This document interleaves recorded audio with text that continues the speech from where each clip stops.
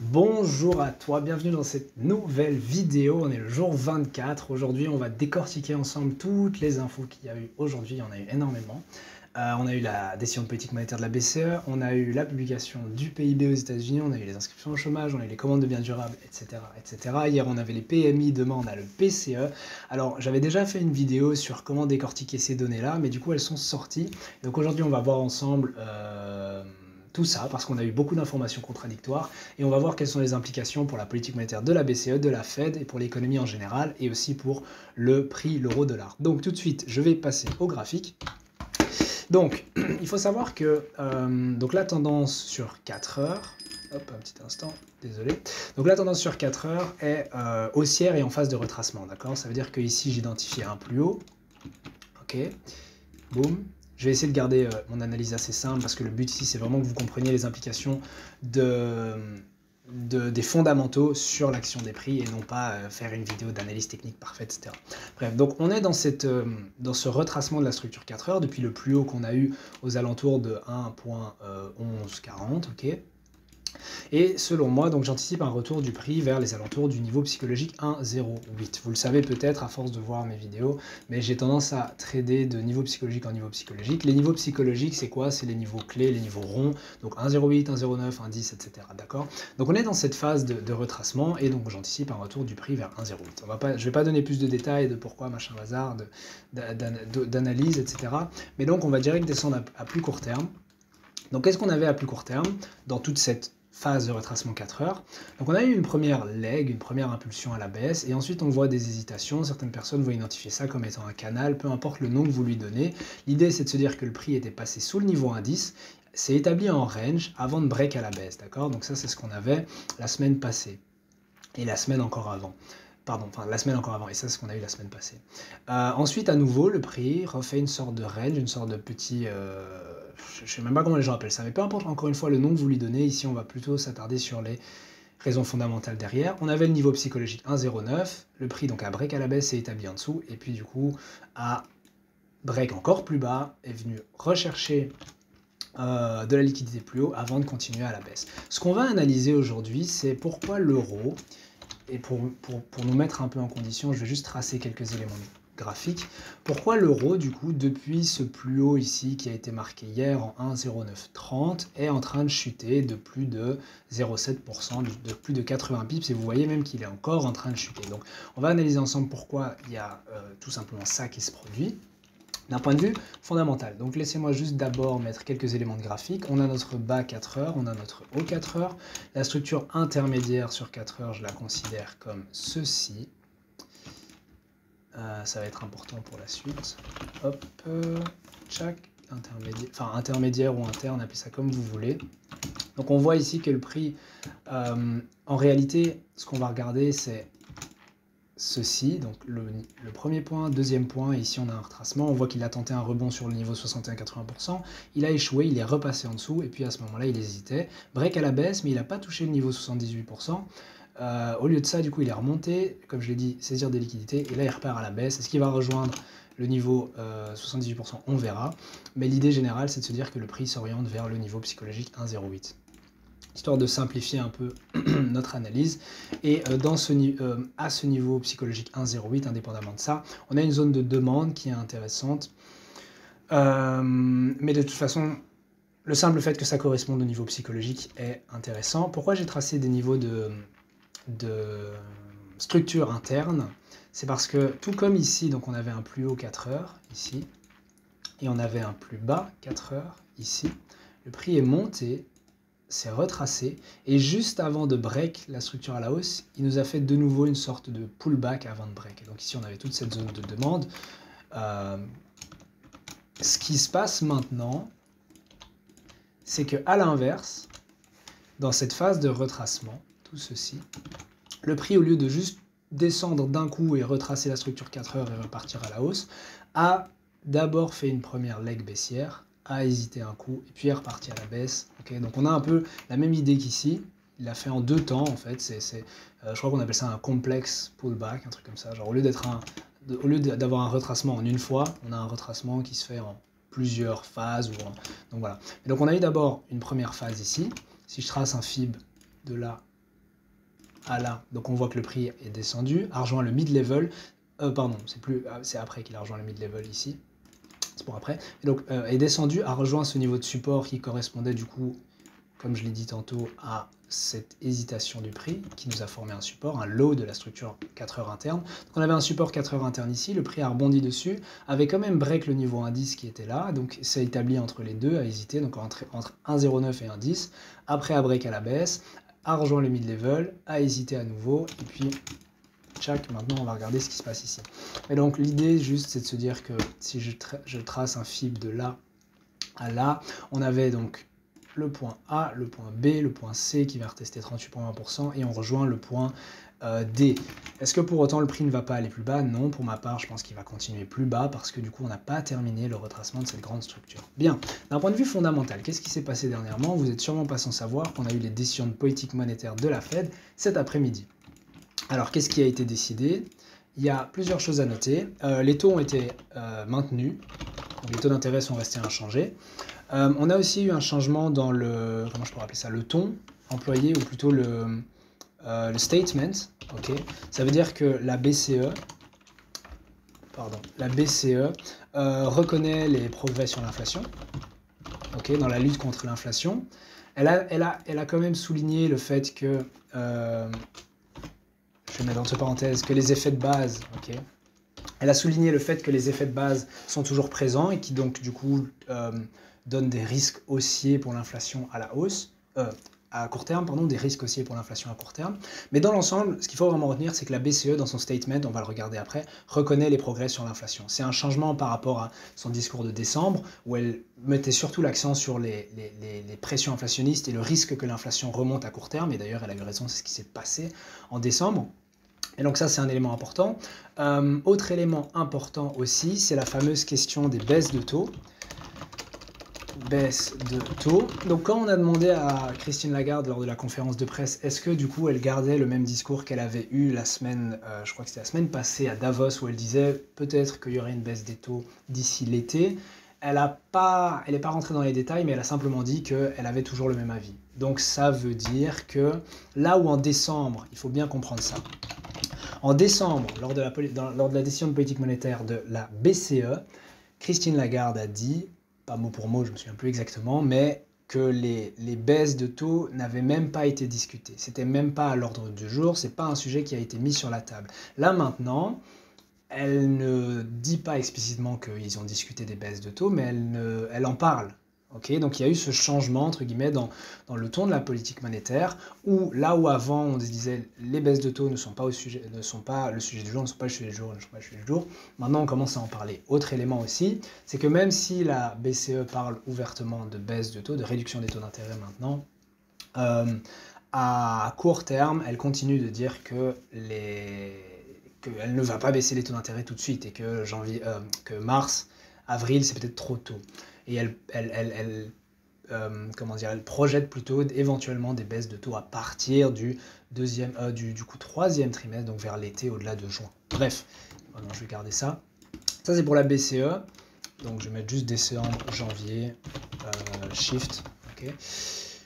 Du côté de la Fed, ou plutôt du côté des États-Unis, qu'est-ce qu'on a eu? On a eu le PIB, qui est sorti à 3,3%, je crois, si je dis pas de bêtises, sachant que les attentes étaient de 2%, donc c'est bien plus. Par contre, on a le déflateur, donc c'est en gros l'indice des prix du PIB, qui est sorti à, allez, je vais y arriver, 1,5%, dont l'indice core qui est sorti à 2%, ce qui est non seulement inférieur aux attentes, mais en plus inférieur à la cible de 2% de la Fed. Donc ça, c'est une chose à savoir. Je vous donne toutes ces infos-là parce qu'après, on va en discuter. Vous allez comprendre pourquoi je vous donne tout ceci. Inscription au chômage à 214 000, je crois, de tête. Après la hausse d'à peu près 180 000, je crois que c'était à peu près 180 000 au mois précédent. Et alors les commandes de biens durables, bon là c'est un peu mixte comme rapport, dans le sens où les commandes globales ont diminué plus que prévu. Elles sont sorties à 0,0%. Mais les commandes core ont augmenté plus que prévu. Okay. Bien. Alors, et je me rends compte qu'au lieu d'écrire tout ça, j'aurais juste dû aller sur le calendrier, ça aurait été plus simple. Mais donc, plusieurs choses. je ne vais pas rentrer dans les détails du rapport, je vous invite à aller regarder ma vidéo sur comment du coup analyser le PIB, j'avais aussi dit le PCE et les PMI. Mais du coup, comment interpréter tout ça? On a le PIB aux États-Unis qui sort bien plus élevé que prévu. Et je vais même m'afficher comme ça parce qu'en soi, je n'ai pas vraiment besoin de l'écran. Donc on a le PIB des États-Unis qui sort bien plus élevé que prévu à 3,3%, là où on s'attendait à ce que l'activité, la croissance américaine ralentisse à 2%. Alors certains économistes pariaient sur un chiffre supérieur aux attentes, à 2,5 voire même 2,8%, mais aucun économiste ne s'attendait à un chiffre aussi élevé, supérieur à 3%. Au trimestre précédent, on a eu 4,9% de croissance, je crois, enfin bref, aux alentours de 4-5%. Ce qui est énorme, sachant, je l'avais déjà expliqué dans une autre vidéo, mais que la Fed essaye de ralentir l'économie. Alors c'est pas une condition obligatoire pour ramener l'inflation à 2%, mais c'est quand même mieux d'observer un ralentissement de l'économie parce que ça aura tout un tas d'effets secondaires qui vont permettre à l'inflation de ralentir. Si l'économie tourne rapidement, il y a il y a ce risque que les pressions inflationnistes reviennent et que du coup la Fed ait du mal à lutter contre l'inflation et à ramener l'inflation à sa cible de 2%. Okay. Donc, quand on voit ça, qu'est-ce qu'on se dit? Aïe! En tout cas, pour le travail de la Fed dans la lutte contre l'inflation, c'est pas une bonne nouvelle que l'activité soit aussi élevée. Mais, et il y a un gros mais, et c'est pour ça que, d'ailleurs, si vous avez regardé en live un peu le moment où les annonces sont sorties, tous les journalistes étaient là un peu en mode what? Genre, on a une croissance très élevée, une inflation qui diminue, qu'est-ce qu'on a? Est-ce que Powell arriverait à faire ce qu'on n'a jamais observé, ou quasi jamais observé, c'est-à-dire un soft landing, donc une croissance toujours très, très élevée, avec un taux de chômage au plus bas historique et une inflation basse? Est-ce qu'il y arrivera? Enfin bref, on verra. Et donc le déflateur du PIB, j'en ai aussi parlé dans la vidéo sur les PIB, PMI et PCE. Le déflateur du PIB, donc c'est une mesure de l'inflation. On voit qu'il est sorti à 1,5% selon les dépenses personnelles de consommation et que l'indice core est descendu à 2%. Quand on observe ça, qu'est-ce qu'on comprend? Que le travail de la Fed est terminé. Pourquoi? Parce que c'est une mesure non pas mensuelle mais trimestrielle. On parle du PIB du dernier trimestre de 2023. Qu'est-ce que ça nous dit? Ça nous dit que l'inflation au quatrième trimestre de l'année 2023 s'est établie en moyenne à 1,5%. Donc c'est en dessous de la cible de 2%. Et l'indice sous-jacent, parce qu'on va plutôt prendre la mesure sous-jacent, l'indice core qui exclut les prix d'énergie et de l'alimentation, c'est établi à 2%. Donc en voyant ça, la Fed devrait être plutôt contente et se dire « Ah ok, on va commencer à pouvoir songer à des baisses de taux prochainement. » Mais alors, et c'est là où peut-être que certains d'entre vous sont un peu en mode « What? Pourquoi l'euro baisse ?» Parce que je viens de dire que si le travail de la Fed dans la lutte contre l'inflation est terminé, les investisseurs devraient anticiper plutôt des baisses de taux, peut-être pour mars. Alors pourquoi l'euro baisse? L'euro baisse parce que l'activité est toujours élevée. Et aussi parce que demain, on a la publication de l'indice des prix PCE, et que du coup, même si on observe un déflateur du PIB qui est faible et qui est encourageant, on n'a pas encore les données officielles pour le mois de décembre de l'inflation. Autre élément important, c'est que dernièrement, on a observé dans les données de l'IPC, donc le CPI et le PCE ne sont pas la même chose, dans le sens où il y a un retard d'un mois entre les deux. Le CPI, les dernières données qu'on a eues sur le CPI étaient pour le mois de décembre, et elles ont déjà été publiées il y a longtemps. C'est seulement maintenant qu'on a les données PCE du mois de décembre. Et on a déjà eu les données CPI du mois de décembre. Et le CPI, qu'est-ce qu'il nous a montré aux États-Unis? C'est que l'inflation est remontée. Donc je vais vous le montrer parce qu'une image vaut bien plus que des mots. Et ça va vous aider, je pense, à mieux comprendre et mieux retenir. Donc où en est l'inflation aux États-Unis? Selon le CPI, j'insiste, on voit ici qu'elle était à 3,1% en novembre et qu'elle est remontée à 3,4% en décembre. Essentiellement à cause d'effets de base, certes, dans le sens où si on regarde l'inflation sous-jacente, ok, celle-ci a continué à diminuer pour le je ne sais plus quantième mois consécutif, donc elle est descendue à 3,9%, ce qui veut dire que si l'inflation globale remonte, c'est essentiellement à cause des prix de l'alimentaire et l'énergie. Et pour vous donner une réponse, essentiellement à cause des prix de l'énergie, plus l'énergie que l'alimentaire.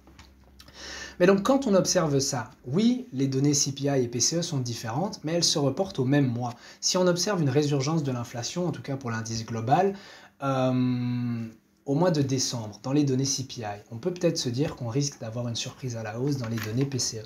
Et donc si on observe le PCE maintenant, je vais essayer de le trouver, PCE Price Index, PCE Annual Change, voilà. On voit quoi? On a une baisse depuis 2 mois consécutifs, donc première baisse à 2,9, ensuite une baisse à 2,6%, et ça, vous voyez que c'est le mois de novembre. Donc là, on a octobre, là, on a novembre. Les chiffres de décembre vont sortir.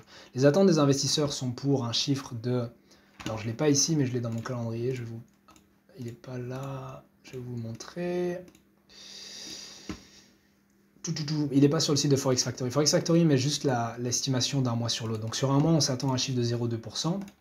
Mais en rythme annuel, on s'attend à un chiffre à 2,6% et à 3% pour l'indice sous-jacent. Donc on voit que les économistes et investisseurs s'attendent quand même à un ralentissement de l'inflation sous-jacente et à une stabilité au niveau de l'indice global. Mais peut-être qu'on aura une surprise à la hausse, étant donné les données CPI qu'on a observées. Mais d'un autre côté, la contradiction, c'est que sur l'indice, le déflateur du PIB, on a observé quoi?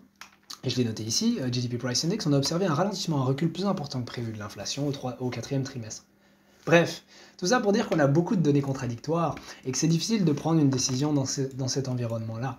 Mais à court terme, et après je donnerai les implications à long terme, mais à court terme, ce qu'on observe, c'est une baisse de l'euro. Une baisse de l'euro, pourquoi? Parce que malgré le fait que l'inflation, selon le déflateur du PIB, diminue, elle a ralenti plus que prévu, et que théoriquement, elle sous-entend que le travail de la Fed est terminé, lorsqu'on regarde la croissance américaine, donc l'activité aux États-Unis, elle est encore très élevée.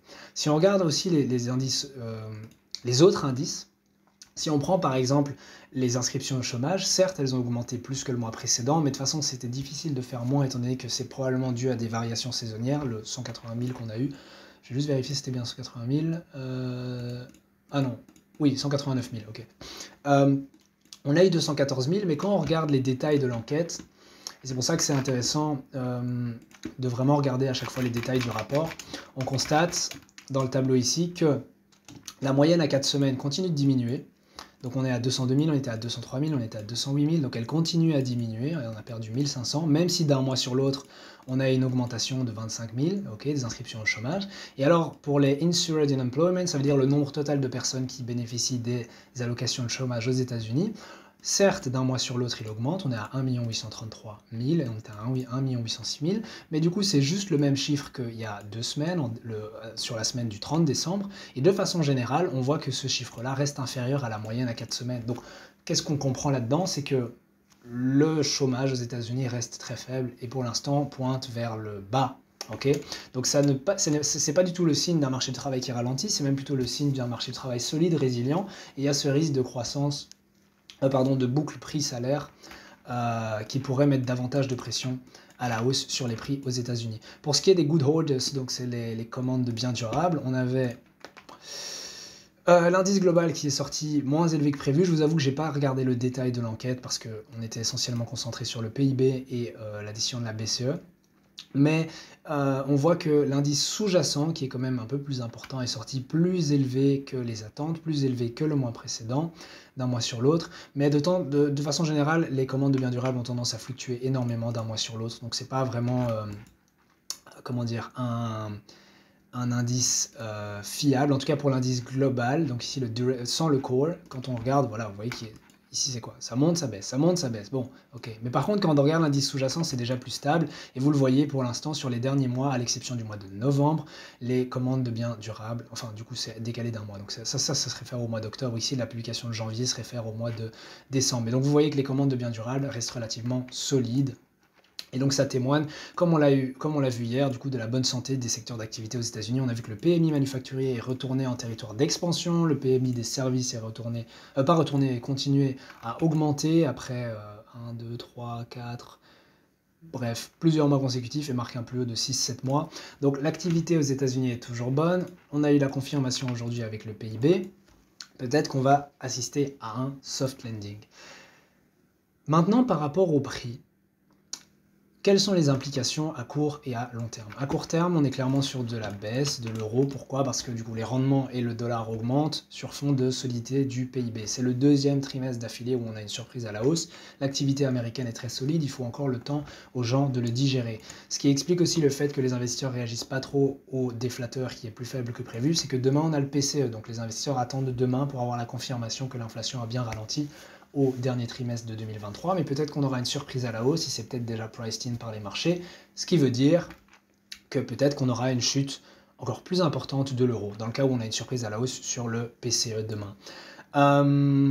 Peut-être même qu'on aura une surprise dans les dépenses personnelles de consommation qui vont augmenter, étant donné du coup que les good holders se maintiennent toujours élevés. Après, ça c'est un petit détail, mais c'est pour ça, quand on fait une analyse comme ça fondamentale, c'est important de regarder les détails, parce que par exemple, si demain, je suis en train de dire, ok, peut-être qu'il y aura une augmentation des personal spending, ok, des dépenses de consommation à 0,5%. Mais quand on regarde la raison pour laquelle le PIB, pour laquelle l'indice des prix du PIB a diminué, si je prends la table 4, ok, ici c'est essentiellement à cause d'une baisse des prix des biens, ok, dans les dépenses personnelles de consommation. Alors je ne sais pas à quoi est due cette baisse, mais si la baisse des prix des biens de consommation est due à du coup une baisse de la demande, à ce moment-là, peut-être que les dépenses les dépenses personnelles de consommation ne vont pas sortir à 0,5% et moins, et on aura un chiffre inférieur aux attentes. Mais bref, c'est du détail. Donc à court terme, baissier pour l'euro, haussier pour le dollar, haussier pour les rendements, c'est pas compliqué à interpréter. Probablement haussier pour les actions, j'ai pas regardé. Ouais, haussier pour les actions, du coup le S&P 500 qui monte aussi. Bref, vous l'aurez compris. Je reprends l'autre graphe. À plus long terme par contre, donc à moyen long terme, donc sur 2 semaines, sur une semaine, 2 semaines et pour le mois, la question c'est de savoir est-ce que du coup l'euro va effectuer un rebond aussi à ce niveau-là, okay, ou est-ce que l'euro va, comme je l'ai dit, se retracer davantage et puis repartir à la hausse. Parce que qu'est-ce qu'on a eu du côté de la BCE? Certes, la BCE reconnaît les progrès sur l'inflation, et je vais vous montrer la phrase exacte, ça peut être intéressant. Je vais vous le mettre en... Non, je vais garder en anglais. Donc ici, c'est vraiment cette phrase qui est importante, c'est indépendamment des effets de base à la hausse qui sont liés du coup à l'énergie, ce que j'ai expliqué tantôt, hein, on a une hausse de l'inflation au mois de décembre qui est liée à des effets de base, donc ça c'est pour l'inflation globale. Donc l'inflation sous-jacente continue de diminuer, la tendance à la baisse de l'inflation sous-jacente continue, et les hausses de taux d'intérêt passées continue d'être transmise pleinement aux conditions financières qui se restreignent. Okay, et puis le reste a globalement pas trop été changé. Et donc cette phrase-là, plus le fait que Christine Lagarde reconnaisse que peut-être qu'une baisse des taux à l'été sera envisageable, en tout cas ils attendent encore les données, une baisse en mars ou en avril c'est trop tôt, mais c'est... L'important ici, c'est pas de se dire quand est-ce que la BCE va baisser ses taux, l'important c'est de se dire quelle est la différence par rapport à décembre.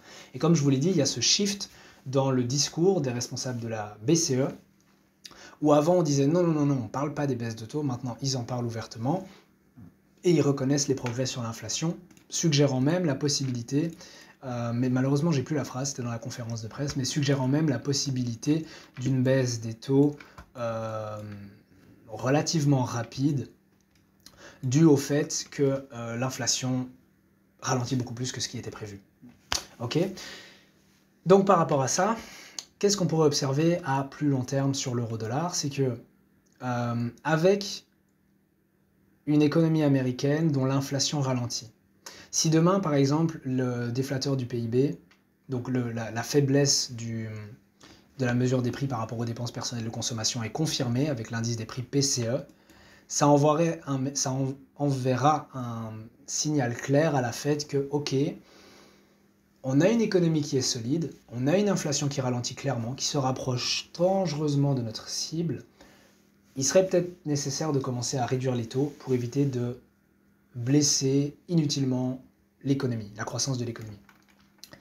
À ce moment-là, on aura un shift radical dans la pensée, dans la tête des investisseurs, parce qu'on va se dire, ok, la Fed va baisser ses taux avant la BCE, et l'impact que ça va avoir sur la paire euro-dollar, c'est vraiment un retournement, parce qu'on va commencer à se dire, ok, la Fed va être la première banque centrale à baisser ses taux, parce que sa lutte contre l'inflation est quasi terminée, et qu'elle n'a pas envie d'impacter trop négativement, ou plutôt inutilement, son activité économique et son marché du travail, qui lui aussi est solide. Bien évidemment, ça ne veut pas dire qu'elle va le faire tout de suite, elle va peut-être attendre la fin du premier trimestre, ou même le deuxième trimestre pour le faire, mais elle va commencer de plus en plus à le considérer, et ça va être priced in par les marchés et les investisseurs, qui vont se mettre à vendre massivement du dollar. Donc ça, c'est pour le côté américain. Du côté européen, dernièrement, on a vu, comme je l'ai dit, une hausse de l'inflation. Il faut savoir que la BCE, contrairement à la Fed, a non pas je vais me mettre en grand écran, à non pas un double mandat, mais un simple mandat. Ce qui veut dire que la Fed, sa mission, c'est de lutter contre l'inflation, donc elle promeut la stabilité des prix, mais aussi d'avoir un plein emploi, donc elle travaille aussi sur le marché du travail, du coup. La BCE, par contre, a un simple mandat qui est la lutte contre l'inflation, qui est la stabilité des prix. Entre guillemets, la BCE accorde moins d'importance à la croissance de l'économie et au marché du travail, si ce n'est par rapport au secteur des services qui met beaucoup de pression inflationniste dans l'économie de la zone euro, et aussi sur les salaires qui mettent aussi des pressions inflationnistes dans l'économie de la zone euro. Donc à cet égard, la BCE prête une certaine considération, une certaine attention au marché du travail et à la croissance, mais pas pour les mêmes raisons que la Fed, pas pour du coup avoir une croissance économique et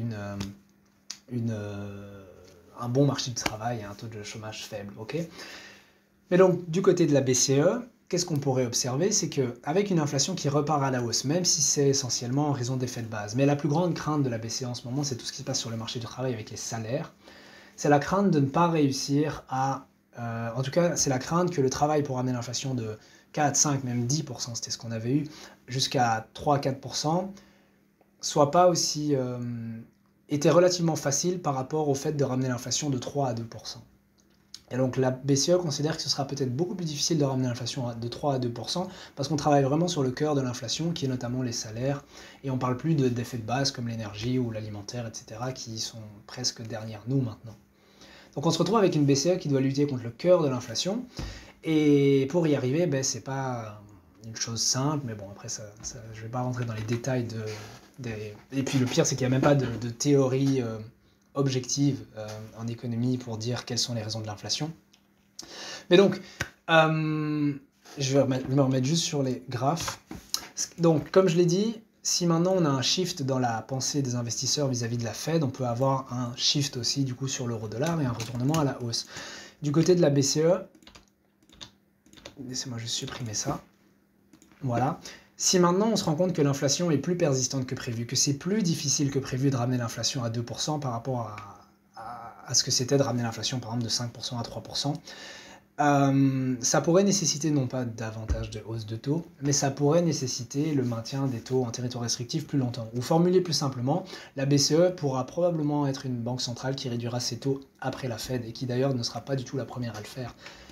Cette simple constatation pourrait permettre à l'euro de s'apprécier et de revenir à ses précédents plus hauts, ou en tout cas d'aller retitiller le niveau indice prochainement. Prochainement, est-ce que ce sera cette semaine, la semaine prochaine, dans 2 semaines, dans un mois, on ne saurait pas le dire. Mais ce qui est clair, c'est que pour que, et là je vais vraiment prendre, et je vais me mettre en daily carrément pour vraiment avoir un biais global, pour que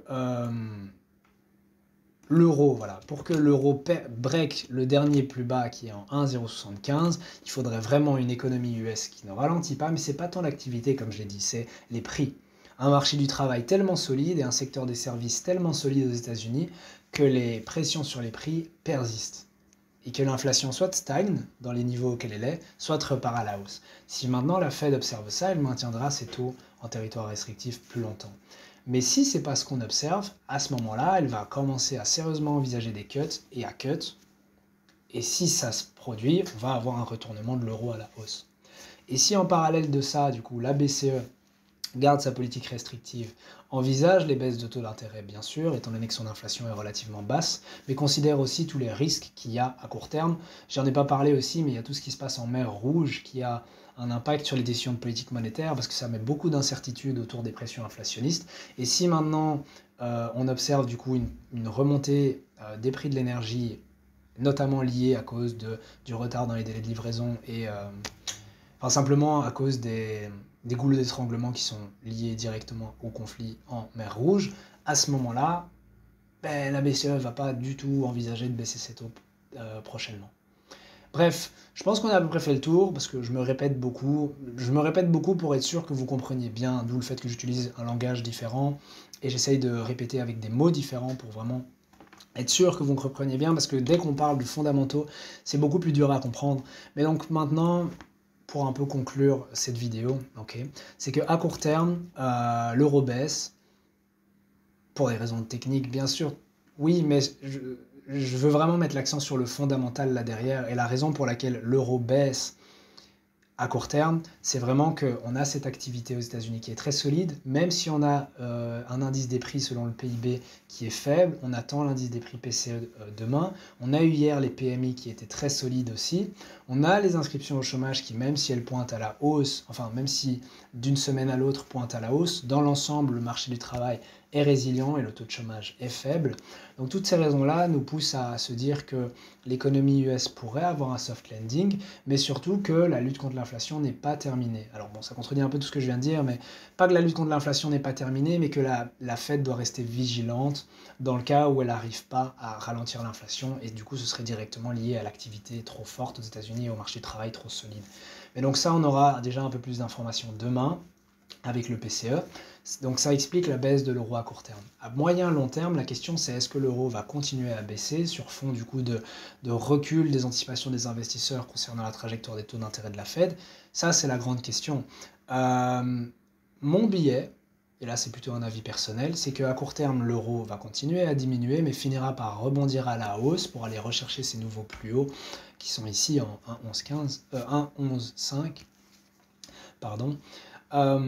Parce qu'on va vraiment avoir une sorte de divergence entre la trajectoire des politiques monétaires des deux côtés de l'Atlantique, donc de la Fed et de la BCE, avec une Fed qui va de plus en plus commencer à considérer des baisses de taux pour éviter de faire trop de mal à l'économie US parce que celle-ci va ralentir en même temps que l'inflation. Et à l'inverse, on va avoir la BCE qui va continuer à maintenir des taux restrictifs assez longtemps, parce qu'elle va rencontrer beaucoup plus de difficultés à ramener l'inflation de 3 à 2%, parce que la zone euro dans son ensemble est un continent qui est très dépendant énergétiquement, contrairement aux États-Unis, et donc qui est beaucoup plus influencé par les risques à court terme. Et même indépendamment de ça, tout ce qui se passe sur le marché du travail dans la zone euro en ce moment, avec le boucle salaire-prix, rend plus difficile pour la BCE de ramener l'inflation de 3 à 2% que pour la Fed. Et donc, pour le dire vraiment simplement, le travail de la BCE pour lutter contre l'inflation sera plus difficile et prendra peut-être plus de temps que celui de la Fed. Et c'est la raison pour laquelle, du coup, on va avoir une divergence de politique monétaire qui va soutenir l'euro, faire baisser les rendements et le dollar. Les investisseurs vont davantage anticiper des baisses de taux pour la Fed et vont même anticiper que la Fed va baisser ses taux avant la BCE, alors que la BCE va prendre son temps avant de vraiment parler de baisse de taux pour cut ses taux plus tard dans l'année. Et tout ça va simplement soutenir l'euro. Bref, voilà, c'était un petit décortiquage, on dit, je crois. Bref, j'ai voulu décortiquer du coup les raisons fondamentales derrière les mouvements de prix parce que je pense que c'est tout aussi important. J'ai pas vraiment parlé d'analyse technique et de points d'entrée, de points de sortie, etc. parce que c'est complètement différent. L'idée ici, c'est d'avoir une vue globale. Ça veut dire que maintenant, grâce à ça, je peux savoir dans quelle direction va l'euro et la raison pour laquelle il va dans cette direction. Maintenant que j'ai ma direction, je peux savoir dans quel sens je vais. Par exemple, pour vous donner un exemple, du coup aujourd'hui j'ai pris un short sur l'euro, hier aussi, pour les raisons fondamentales que je viens de vous expliquer. Parce que j'anticipais la solidité de l'activité aux États-Unis et je crois même que j'avais mis des trucs sur Instagram par rapport à ça. Mais bref, j'anticipais cette activité solide aux États-Unis. J'anticipais ce shift dans le ton de la politique monétaire parce qu'on avait vu à Davos que Christine Lagarde avait déjà commencé à parler de baisse de taux, ce qu'elle n'avait pas fait en décembre, ce qu'elle a fait ici en janvier. Et donc toutes ces raisons-là me disaient, ok, j'ai envie de vendre l'euro. Maintenant que j'ai ma raison en tête, je vais chercher des points d'entrée, mais ça, c'est le sujet de l'analyse technique. Et alors, ça me permet aussi d'anticiper à moyen long terme, ok, même si là je suis short sur l'euro, donc je suis en vente sur l'euro, je sais qu'à un moment, je vais vouloir acheter. À un moment, je vais devoir couper court à mes positions parce que je vais vouloir long l'euro. Pourquoi? Parce que l'environnement fondamental derrière ne me donne plus de raison de vendre l'euro. Bien évidemment, ce biais fondamental, je le mets à jour à chaque fois, tous les jours, mais de façon plus générale, toutes les semaines. Ce que je pensais il y a une semaine n'est peut-être pas la même chose que ce que je pensais, que ce que je penserai dans une semaine. Donc c'est important de, je pense, considérer les fondamentaux dans ces décisions d'achat, de vente sur les marchés financiers, même si au final, au jour le jour et d'une heure à l'autre, c'est vraiment sur base de l'analyse technique qu'on va prendre nos entrées, nos sorties et qu'on va trader au sens propre du terme. Mais l'analyse fondamentale nous permet un peu de nous orienter, de nous guider dans ce monde qu'est les marchés financiers. Et je pense que c'est tout aussi important. Voilà, bref, c'était une vidéo beaucoup plus sérieuse que d'habitude, mais j'espère qu'elle vous aura quand même plu. Peut-être que vous avez des questions parce que j'ai abordé énormément d'éléments et peut-être que j'ai utilisé un langage qui peut être parfois difficile à comprendre. Donc n'hésitez pas, si jamais vous avez des questions, à les mettre dans les commentaires, j'essaierai d'y répondre.